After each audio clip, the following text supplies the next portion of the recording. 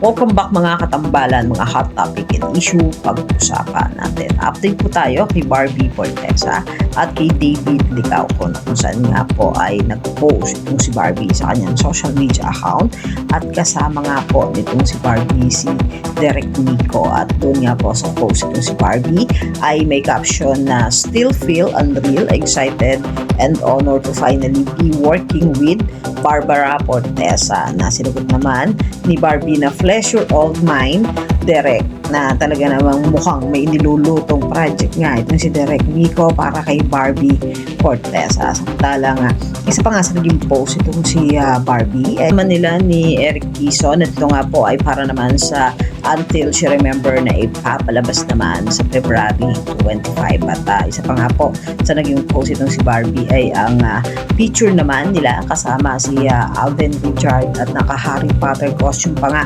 itong sina Barbie Fortesa. Samantala si David Licauco naman po ay puspusa naman ang pag-iensayo nitong si David. Nakikita naman doon sa ilang mga photo na kung saan ay sinure nitong si David sa kanyang social media account. Talaga naman puspusan ang kanyang pag-iensayo. Samantalang isa pa nga sa aabangan naman kay David ngayon ay ang Never Say Die na ipapalabas naman sa February 2 at pagbibidahan nga po nila ni Jillian Watts. Makikita naman ang husay at galing nitong si David pagdating sa action at kakaibang David Licauco nga ang makikita natin sa Never Say Die. Yan po yung mga update natin ngayon kay Barbie at kay David. Kayo mga katambalan, ano masasabi nyo? Mag-comment lang sa comment section, pag-usapan natin. Yan ang mga hot topic and issue dito lamang sa Tambalang KK.